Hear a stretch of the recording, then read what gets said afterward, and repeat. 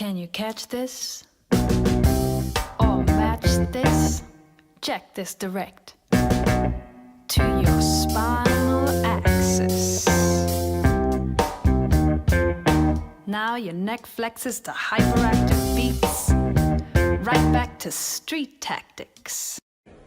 Well, yeah, raising the awareness in America was the right thing to do about PTSD and TBI.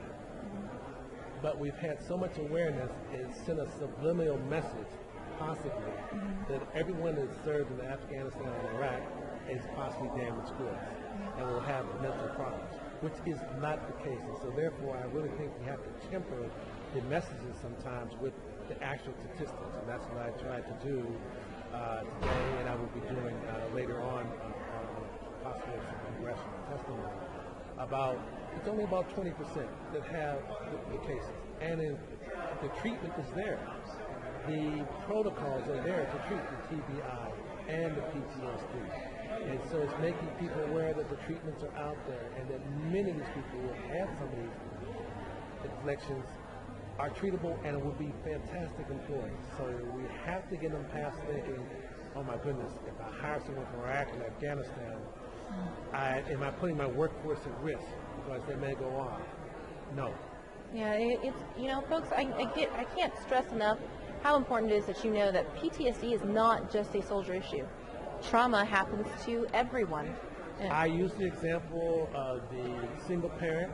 There's 3 kids. One has to stay after school for disciplinary. The other 2 have to be at 2 separate events on different parts of town. And that parent has an 8 to 5 job, and they're trying to figure out how they're going to get to that school and how they're going to get their kids to the other 2. If that's not stress, what is it? Especially when you're dealing with the fact that there's only one vehicle and none of those kids can probably drive. Right. And you also got child care to worry about. Right. I mean, getting there, maybe sometimes many parents have the issue about trying to pick up their child by 6 o'clock so they don't get charged for another day. So there are other ways that the PTSD manifests itself. We've just put this label on soldiers and highlighted it so much that people begin to believe it's in some cases, a soldier-only, soldier, sailor, airman issue. Most and definitely it is not. not. It is in society. It will always be part of society. It's just how we educate ourselves to address it in a positive way with all, as I said, all the positive medical protocols that are out there, and the people that are willing to step up and make a difference, such as you. well, thank you very much, sir. It's really interesting the way you said that because, folks, you know how I've always told you, PTSD can hit a kid watching TV. It can hit, a person who's gone through neglect, abuse, natural disaster. How many natural disasters have we had in this country? But perhaps what we need to do, instead of just building awareness of PTSD, tweak how we're building awareness and make people aware everyone deserves to know that anyone can get it. I said there's a two approach. You need to couch it with the actual statistics of about maybe upwards of 15-20% Of the military. Of the military, and that there are other scenarios, as we just discussed, with the parent with the single kid, 1 car, and things like that. Which is a huge and example. also has it because many people go through many stressful things. You had the 9/11. You cannot tell me that there's some people that it did not mentally affect after that. That are still being affected, especially following the Boston experience. Correct. And to those folks that are also of Boston, please know that the military, the government, and all the different organizations that are out there, we're here for you guys. One of the things that I really wanted to bring forward is what Michigan's doing, sir. Okay. Well, Michigan, I think, is very progressive and leaning forward in a lot of agencies. So you have your organization. You have the TBI Institute, Major Briggs, where they're constantly giving seminars, going all through all 83 counties, trying to get the information into the hands of people about things to look for, symptoms, possibility, and then where there are treatment outlets.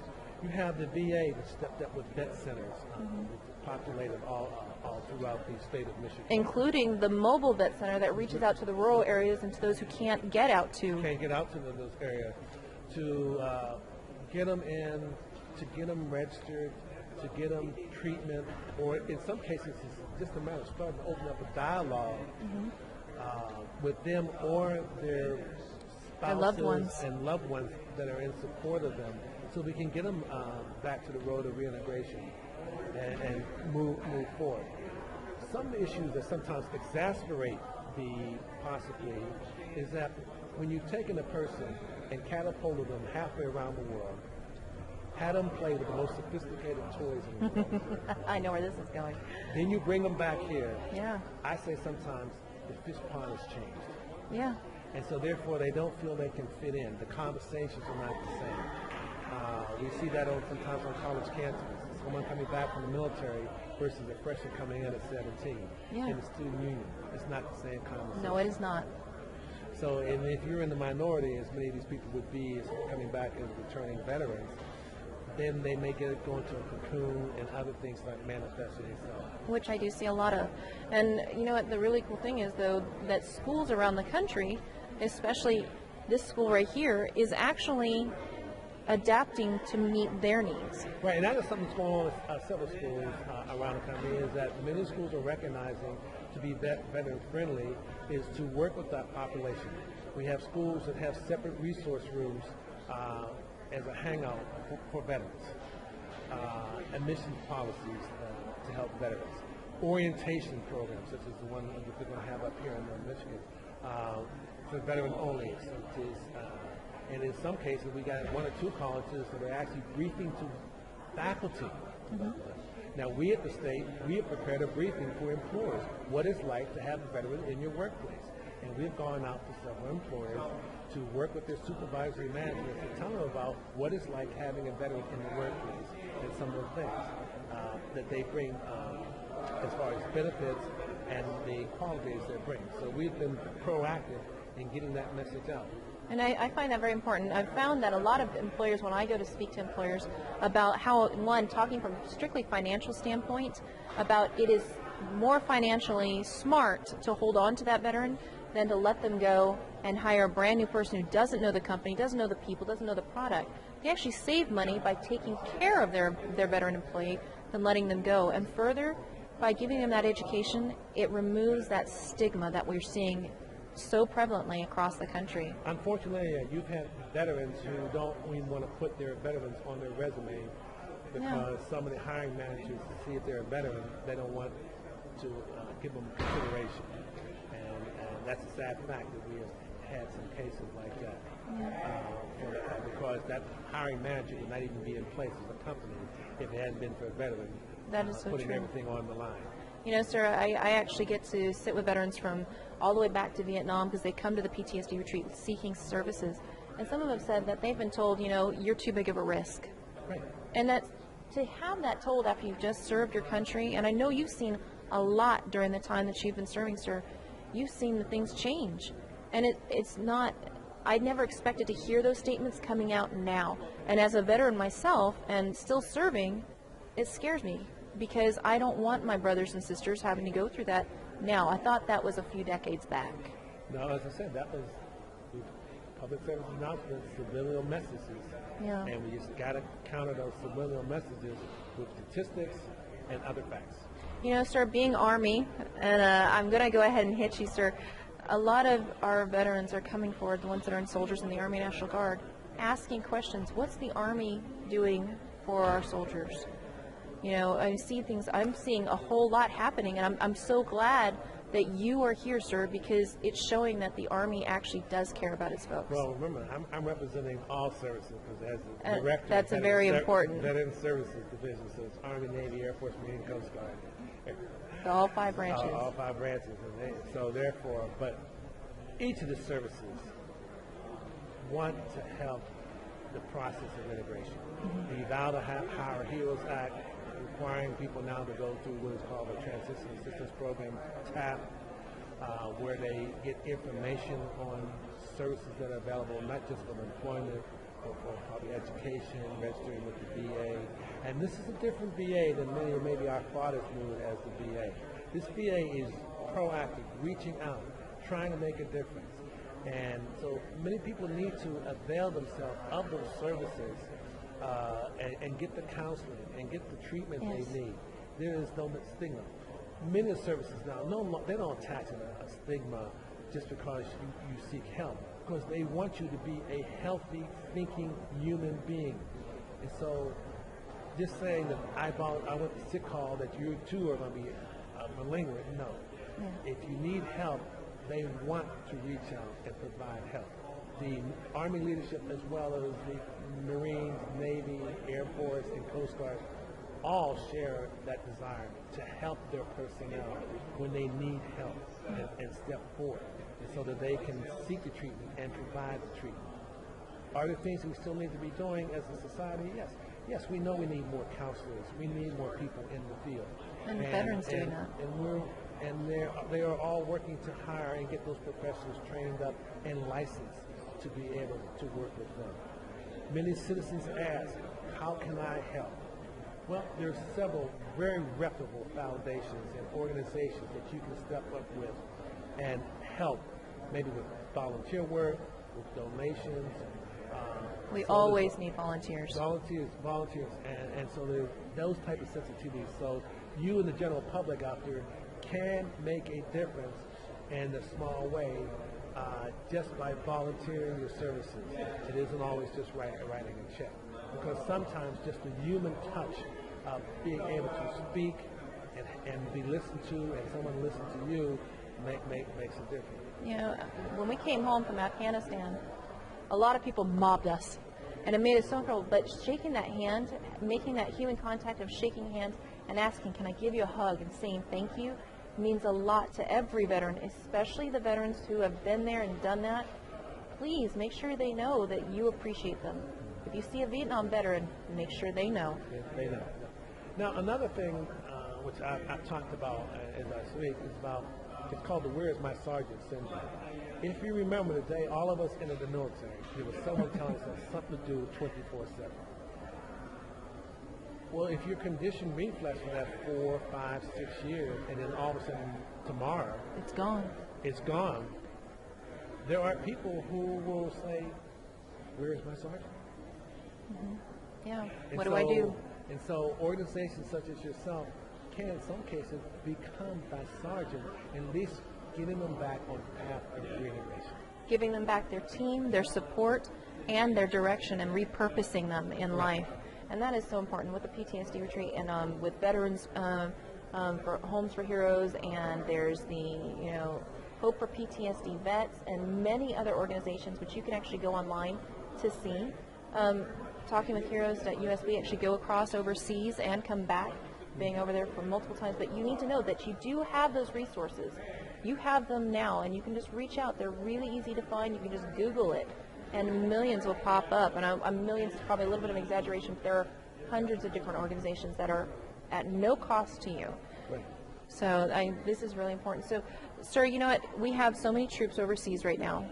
Would you like to do a shout out directly to the troops, sir?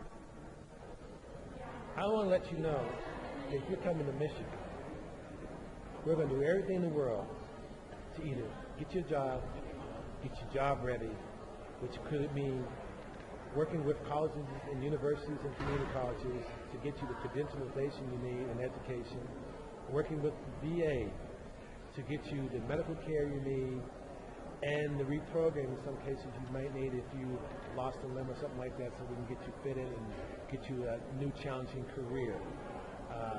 That we're going to do that. But I will also say that to those who are not coming back to Michigan, look at Michigan, but the same thing, your home states all have the same passion to make a difference in your life when you're coming back. So we hear the message, we understand the message, and it's on us to continue every day. Just like you stand guard for us, we've got to stand guard for you when you enter our borders. Well, I'm going to finish that up. You mentioned about volunteering and donating. There is a fundraiser now that's going to be covering multiple different organizations. You can go to GoFundMe.com, the PTSD retreat, and see that. You can also reach out to other organizations. I happen to know that Talking with Heroes is raising money. I know that Hope for PTSD Vets is raising money, and many, many others. Please reach out to them. They need volunteers. If we have volunteers, that means it keeps the costs down, and more of that money is going to our veterans around the world. So thank you so much for being on this Talking with Heroes program, sir, and I greatly appreciate your time. Yes, There's sir. another program I wanted to tell you about that we're doing. I call it the First Paycheck. Many times, many of these veterans have completed programs and accepted employment. What do you do until they get their first paycheck? So what we had a program we just finished with meat cutters. We had a private citizen step forward and buy all the graduates brand new clothes to go to their first job. No Then way. we had the Walmart Foundation provide housing because we were transitioning them to a different part of the state. So it's getting them their first paycheck. So that's something we call it Best to Ag here in Michigan. That's one of the things that Michigan is doing as a leader to help people bridge the gap between maybe finishing a training program until they get their first paycheck. Okay, sir. So what's the web link for that so they can actually look that up? You can go to our Facebook page, which is Yeah? and we can you can with the Veteran Services Division, State of Michigan, on our Facebook page, and you can find everything. But it's called Vets to Ag. You Okay. can Google Vets to Ag. Vets to Ad or Ag? AG, Ag. Oh, Vets to Ag. Standing for like agriculture. Okay, so Vets to Ag. Definitely look that program. This sounds like an amazing program, and of course, it's at no cost to the veteran. Correct? There was no cost to the veteran. We provided, in this case, it was 6 weeks of meat cutting training. Michigan State, which is a land grant college, provided the meat lab and the Wow. meat. There you are. We provided all the tools, and we were training meat cutters. There's 50,000 person shoulders of meat cutters worldwide, and they were the largest meat cutters in the world. They're headquartered in Brazil with a plant in Plaisville, Michigan. We've also provided courses where we train them, and we can bring them back to manicure golf courses or cemeteries and stuff like that, and get them pesticide licenses and stuff like that. And then when we graduate them now, we were looking for ways to get them to their first paycheck. Well, that's interesting, sir, because that's a great segue into one of our retreats that is unique here to Michigan. It's called the Anyone Can Farm organization. We're actually putting veterans through farming courses. That's what we do. We're teaching them how to do, grow the produce, not just the meat side, but that's so important because it's a perfect combination of skills that are being lost in America. So we're bringing back farmers, bringing back that agriculture, and bringing back the American dream here. So this is so huge, and it makes me smile. The new farm bill does have provisions providing funds for veterans that want to start their own farms. Okay, I didn't even know this. This is amazing. Okay, tell me more about this. Well, it was Debbie Stavenow's committee as the chairman. Okay. And I don't have all the particulars with me, but I do know that in that bill, it provides funding for people who want to start their own farm. Okay, sir, after we get off of this, you're going to pass that contact info over, because we definitely need to make sure that people know about that, because that's so important. Yes. But again, sir, thank you so much for being here. Thank you my for... opportunity to get the message out, and we're accessible because we're here to make a difference for you. You're definitely making a difference. This is Nicole Johnson-Starr and General Robert Smith here at Michigan and in Traverse City at the Hiring Heroes hiring event. Thank you so much for listening. Have a great day.